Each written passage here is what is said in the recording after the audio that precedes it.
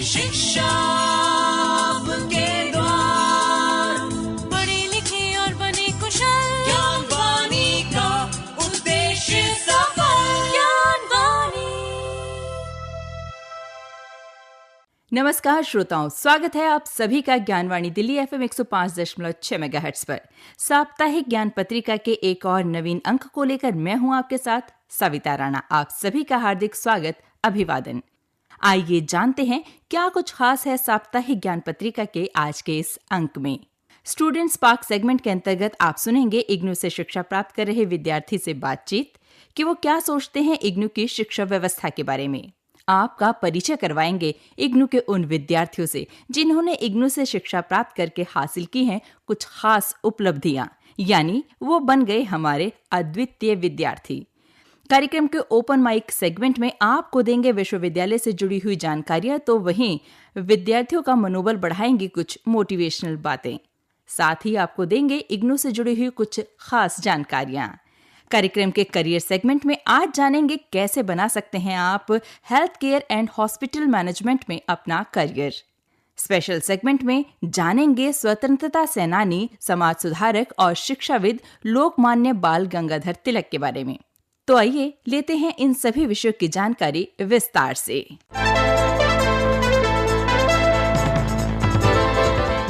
श्रोताओं, शुरुआत करते हैं अपने पहले सेगमेंट स्टूडेंट स्पार्क से।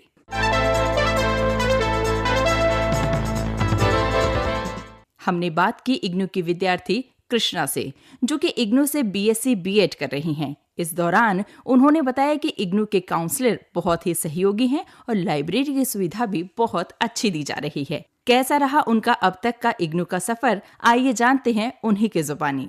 मैं BSc B.Ed कर रही हूँ इग्नू से। सारे टीचर्स यहाँ पे बहुत अच्छे हैं, टीचर सपोर्टिव है। हमारे कोऑर्डिनेटर्स हैं वो सारे बहुत एफर्ट्स लेते हैं, सारे काम करवाते हैं। एग्जामिनेशन हो गया, क्लासेस के लिए टीचर्स के लिए फैसिलिटीज़ अवेलेबल करवाते हैं। कोऑर्डिनेटर्स काफ़ी ज़्यादा सपोर्टिव है from the very beginning. Library काफ़ी अच्छी है, लाइब्रेरी में लोग जाते हैं विज़िट करने, हम भी गए हैं बहुत बार। जैसे क्लासेस नहीं होती तो मेजरली हम लोग लाइब्रेरी में जाके बैठ जाते हैं, कोई भी अपने मेजर्स की बुक्स ले लेता है, फिर उससे रेफरेंस बुक्स ले लेता है। काफ़ी सारी बुक्स हैं, कैंपस काफ़ी अच्छा है, फैसिलिटीज़ इंफ्रास्ट्रक्चर बहुत अच्छा है।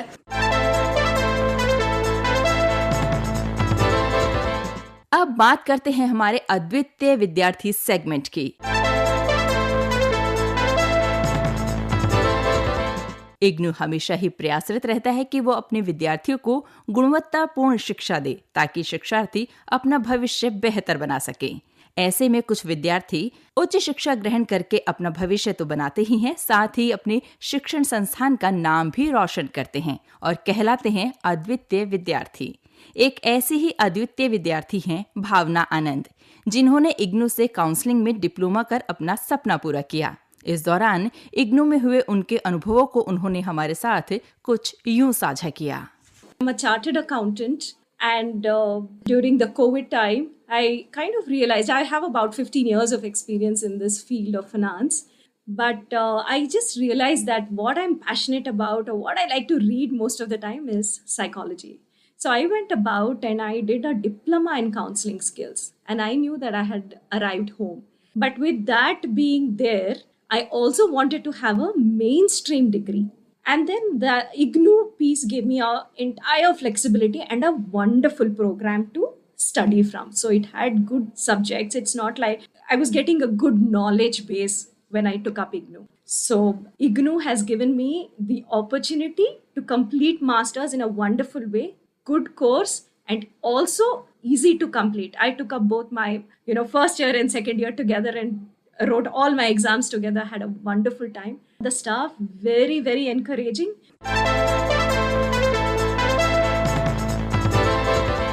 आइए अब बढ़ते हैं हमारे अगले सेगमेंट ओपन माइक की ओर। इग्नू शिक्षा के क्षेत्र में देश का प्रमुख विश्वविद्यालय है, जो अपने क्षेत्रीय और अध्ययन केंद्रों के माध्यम से शिक्षार्थियों के लिए उच्चतर शिक्षा प्राप्त करने का एक माध्यम बनता है। इग्नू के क्षेत्रीय केंद्र भारत के लगभग हर राज्य में स्थित हैं। एक ऐसा ही क्षेत्रीय केंद्र है राजस्थान के कोटा शहर में।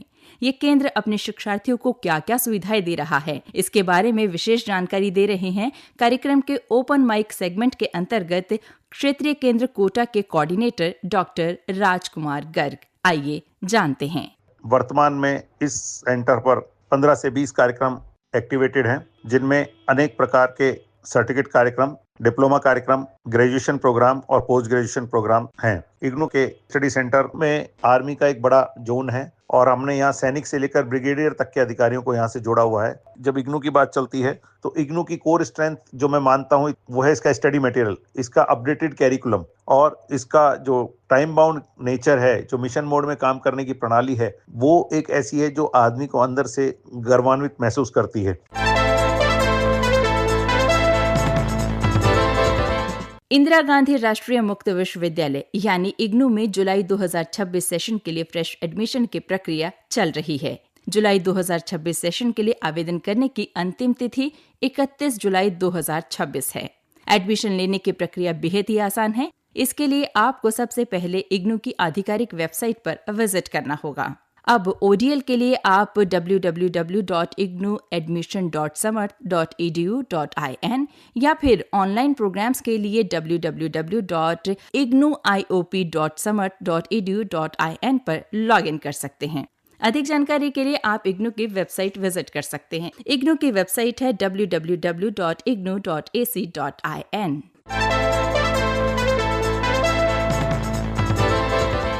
इंदिरा गांधी राष्ट्रीय मुक्त विश्वविद्यालय यानी इग्नू ने जुलाई 2026 सत्र के लिए सभी ओडीएल यानी ओपन एंड डिस्टेंस लर्निंग और ऑनलाइन कार्यक्रमों में पुनः पंजीकरण यानी री रजिस्ट्रेशन की प्रक्रिया शुरू कर दी है। पुनः पंजीकरण की ये प्रक्रिया 31 जुलाई 2026 तक की जा सकती है। री रजिस्ट्रेशन करने के लिए छात्र एनरोलमेंट नंबर और पासवर्ड से लॉगिन कर सकते हैं। अगले सेमेस्टर या नेक्स्ट ईयर के कोर्सेज का चुनाव करें, फीस जमा करें और कंफर्मेशन पेज डाउनलोड कर लें। इस विषय में अधिक जानकारी के लिए आप इग्नू की आधिकारिक वेबसाइट विजिट कर सकते हैं। इग्नू की वेबसाइट है www.ignu.ac.in।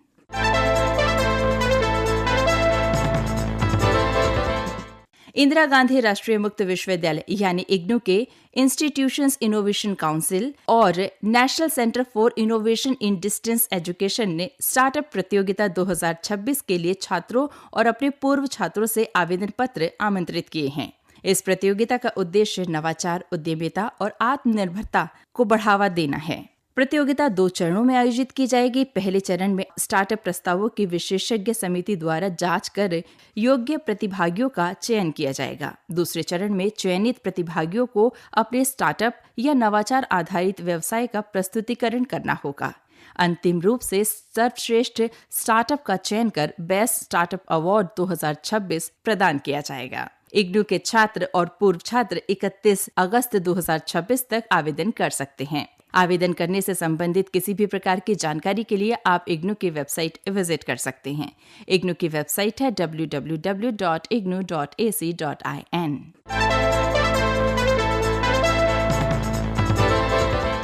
Indira Gandhi national open university यानी इग्नू का बेहद लोकप्रिय programme master of business administration यानी MBA, ये कार्यक्रम स्कूल ऑफ मैनेजमेंट स्टडीज द्वारा संचालित किया जाता है। ये कार्यक्रम व्यवसाय और प्रबंधन के क्षेत्र में नेतृत्व क्षमता और व्यावहारिक कौशल विकसित करने के उद्देश्य से तैयार किया गया है। इस कार्यक्रम में मार्केटिंग, वित्त, मानव संसाधन प्रबंधन, संचालन प्रबंधन, रणनीतिक प्रबंधन और उद्यमिता जैसे विषयों को पढ़ाया जाता है। प्रोग्राम की न्यूनतम अवधि 2 वर्ष और अधिकतम अवधि 4 वर्ष है। इस विषय में अधिक जानकारी के लिए आप इग्नू की वेबसाइट देख सकते हैं। वेबसाइट है www.ignu.ac.in। तो ये थी जानकारी शिक्षा से संबंधित। आप सुन रहे हैं कार्यक्रम साप्ताहिक ज्ञान पत्रिका ज्ञानवाणी दिल्ली FM 105.6 मेगाहर्ट्ज पर।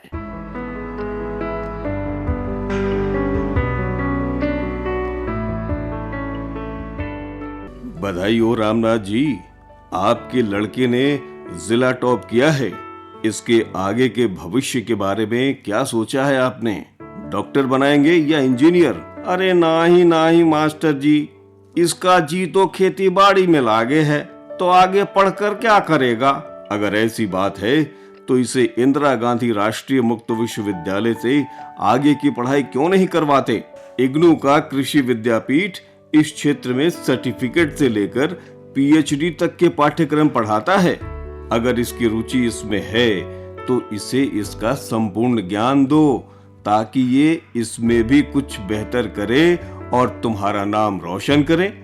आज ही इग्नू के क्षेत्रीय केंद्र पर जाकर इस विषय पर अधिक जानकारी प्राप्त करो या फिर इग्नू की वेबसाइट लॉग इन कर लो www.ignu.ac.in। तो बहुते अच्छी राय दिए हैं आप हमें, हम आज ही इसे वहां लेकर जाते हैं। जी हाँ, जिंदगी के नगमे कुछ यूं ही गाता, मेहनत मजदूरी करके खाता, सद्बुद्धि सबको दे दाता, हम हैं अगर अन्नदाता। कार्यक्रम के करियर सेगमेंट में आइए जानते हैं कैसे बना सकते हैं आप health care and hospital management में अपना सुनहरा भविष्य। हेल्थ केयर और हॉस्पिटल मैनेजमेंट एक तेजी से बढ़ता हुआ क्षेत्र है। इसमें अस्पताल, nursing home, diagnostic centre, medical college, health insurance company, pharmaceutical company और सरकारी स्वास्थ्य संस्थानों का प्रबंधन किया जाता है। भारत में हेल्थ केयर सेक्टर तेजी से बढ़ रहा है। Multi specialist hospitals, health insurance, medical tourism और सरकारी योजनाओं के कारण हॉस्पिटल एडमिनिस्ट्रेशन और हेल्थ केयर मैनेजमेंट में अच्छे अवसर हैं। इस क्षेत्र में शैक्षणिक योग्यता की बात करें तो 12वीं में किसी भी विषय के साथ पास होने के बाद आप बीबीए हॉस्पिटल मैनेजमेंट या फिर बीएससी हॉस्पिटल एडमिनिस्ट्रेशन कर सकते हैं।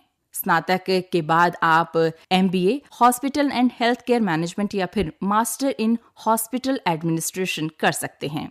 कई विश्वविद्यालय और संस्थान इस क्षेत्र में डिप्लोमा और सर्टिफिकेट कोर्स भी उपलब्ध करवाते हैं।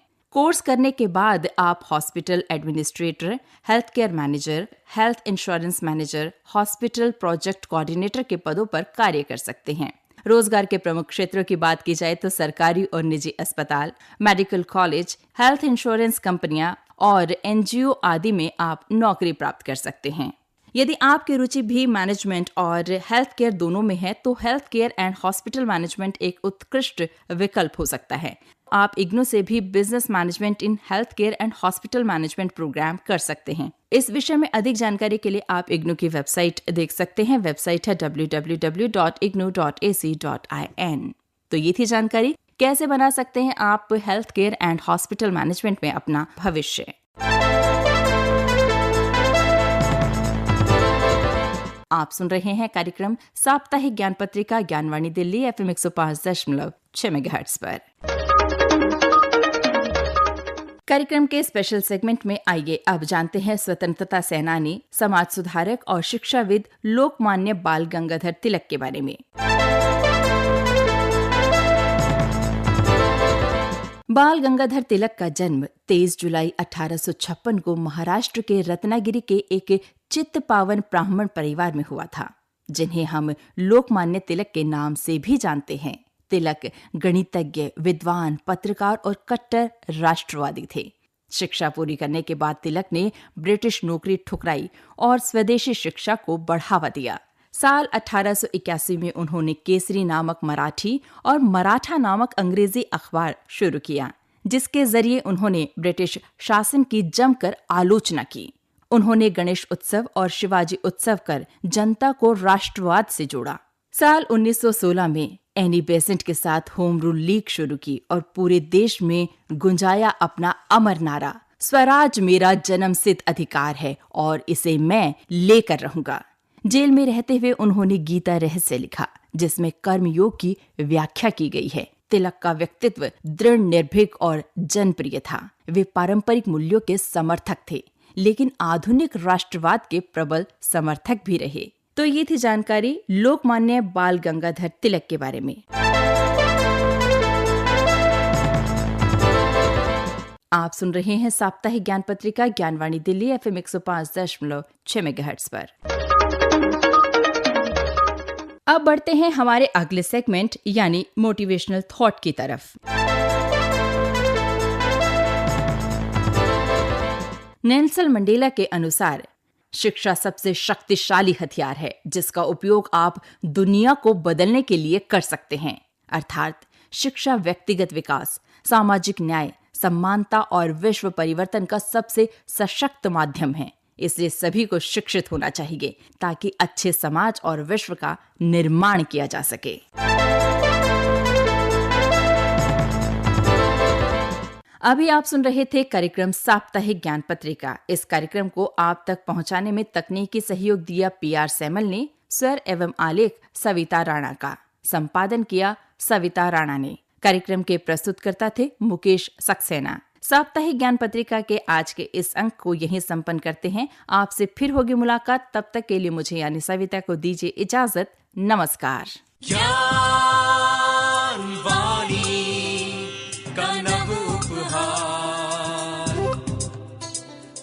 शिक्षा